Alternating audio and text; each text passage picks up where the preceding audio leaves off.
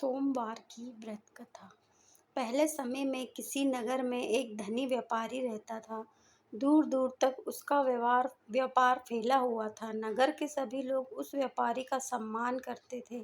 इतना सब कुछ से संपन्न होने के बाद भी वह व्यापारी बहुत दुखी था, क्योंकि उसका कोई पुत्र नहीं था, जिस कारण अपने मृत्यु के पश्चात व्यापार के उत्तराधिकारी की चिंता उसे हमेशा सताती रहती थी। पुत्र प्राप्ति की इच्छा से व्यापारी प्रत्येक सोमवार भगवान शिव की व्रत पूजा किया करता था और शाम के समय शिव मंदिर में जाकर शिव जी के सामने घी का दीपक जलाया करता था। उसकी भक्ति देखकर माँ पार्वती प्रसन्न हो गई और भगवान शिव से उस व्यापारी की मनोकामना पूर्ण करने का निवेदन किया। भगवान शिव बोले, इस संसार में सबको उसके कर्म के अनुसार फल की प्राप्ति होती है। जो प्राणी जैसा कर्म करते हैं उन्हें वैसा ही फल प्राप्त होता है। शिवजी द्वारा समझाने के बावजूद माँ पार्वती नहीं मानी और उस व्यापारी की मनोकामना पूर्ति हेतु वे शिवजी से बार बार अनुरोध करती रही। अनंत माता के आग्रह को देखकर भगवान भोलेनाथ को उस व्यापारी को पुत्र प्राप्ति का वरदान देना पड़ा। वरदान देने के पश्चात भोलेनाथ माँ पार्वती से बोले, आपके आग्रह पर मैंने पुत्र प्राप्ति का वरदान तो दे दिया, परंतु इसका यह पुत्र 16 वर्ष से अधिक समय तक जीवित नहीं रहेगा। उसी रात भगवान शिव उस व्यापारी के स्वप्न में आए और उसे पुत्र प्राप्ति का वरदान दिया और उसके पुत्र के 16 वर्ष तक जीवित रहने की भी बात बताई। भगवान के वरदान से व्यापारी को खुशी तो हुई, लेकिन पुत्र की अल्पायु चिंता ने उस खुशी को नष्ट कर दिया।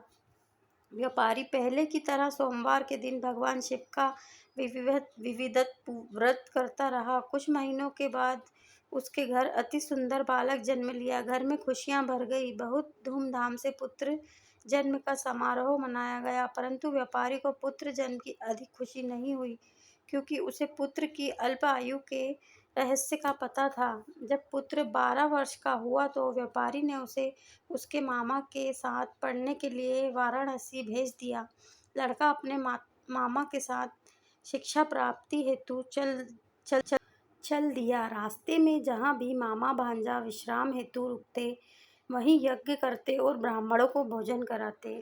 लंबी यात्रा के बाद मामा और भांजा एक नगर में पहुंचे। उस दिन नगर के राजा की कन्या का विवाह था, जिस कारण पूरे नगर को सजाया गया था। निश्चित समय पर बारात आ गई, लेकिन वर का पिता अपने बेटे के एक आंख से काने होने के कारण बहुत चिंतित था।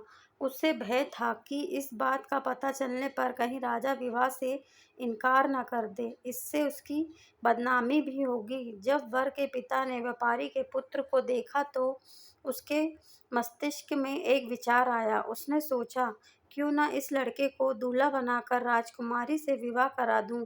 विवाह के बाद इसको धन देकर विदा कर दूंगा और राजकुमारी को अपने नगर ले जाऊंगा। वर के पिता ने लड़के के मामा से इस संबंध में बात की। मामा ने धन मिलने के लालच में वर के पिता की बात स्वीकार कर ली। लड़के को दूल्हे का वस्त्र पहनाकर राजकुमारी से विवाह कर दिया गया। राजा ने बहुत सारा धन देकर राजकुमारी को विदा किया। शादी के बाद लड़का जब राजकुमारी के साथ लौट रहा था तो वह सच नहीं छिपा सका और उसने राजकुमारी के ओढ़नी पर लिख दिया, राजकुमारी तुम्हारा विवाह मेरे साथ हुआ था। मैं तो वाराणसी पढ़ने के लिए जा रहा हूँ और अब तुम्हें जिस नवयुवक की पत्नी बनना पड़ेगा वह कान्हा है।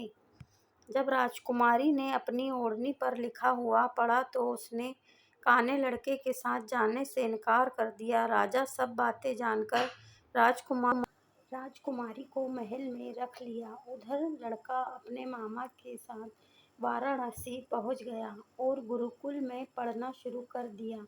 जब उसकी आयु 16 वर्ष की हुई तो उसने यज्ञ किया। यज्ञ के समाप्ति पर ब्राह्मणों को भोजन कराया और खूब अन्न वस्त्र दान किए। रात को वह अपने शयन कक्ष में सो गया। शिव के वरदान के अनुसार शयनावस्था में ही उसके प्राण पखेरु उड़ गए। सूर्योदय पर मामा मृत भांजे को देखकर रोने पीटने लगा। आसपास के लोग भी एकत्रित होकर दुख प्रकट करने लगे। लड़के के मामा के रोने विलाप करने के स्वर समीप से गुजरते हुए भगवान शिव और माता पार्वती भी सुने। पार्वती ने भगवान से कहा, प्राणनाथ, मुझे इसके रोने के स्वर सहन नहीं हो रहे, आप इस व्यक्ति के कष्ट को अवश्य दूर करें। भगवान शिव ने पार्वती के साथ अदृश्य रूप में समीप जाकर देखा तो भोलेनाथ पार्वती से बोले, यह तो उसी व्यापारी का पुत्र है जिसे मैंने 16 वर्ष की आयु का वरदान दिया था।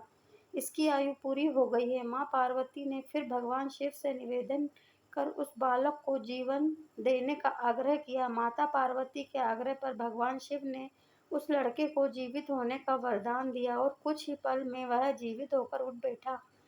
शिक्षा समाप्त करके लड़का मामा के साथ अपने नगर की ओर चल दिया। दोनों चलते हुए उसी नगर में पहुंचे जहां उसका विवाह हुआ था। उस नगर में भी यज्ञ का आयोजन किया। समीप से गुजरते हुए नगर के राजा ने यज्ञ का आयोजन देखा और उसने तुरंत ही लड़के और उसके मामा को पहचान लिया। यज्ञ के समाप्त होने पर राजा मामा और लड़के को महल में ले गया और कुछ दिन उन्हें महल में रखकर बहुत सा धन वस्त्र आदि देकर राजकुमारी के साथ विदा कर दिया।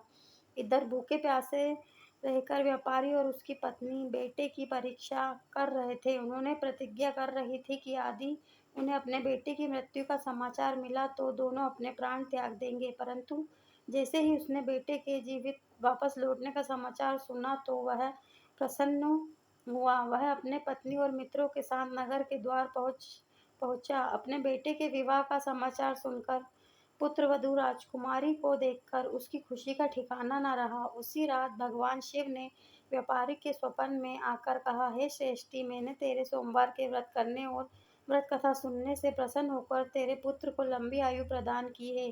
पुत्र की लंबी आयु जानकर व्यापारी बहुत प्रसन्न हुआ।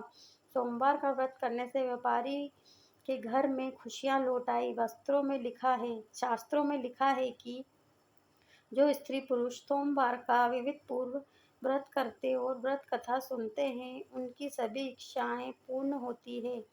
ऐसी है श्री भोलेनाथ की कथा। अगर आप भी अपनी मनोकामना पूर्ण करना चाहते हैं तो प्लीज़ एक बार सोमवार के व्रत करके ज़रूर देखें। प्लीज़ अगर इसी तरह की हमारी वीडियो आप लोगों को पसंद आए तो प्लीज़ हमारे चैनल को सब्सक्राइब ज़रूर करें। धन्यवाद।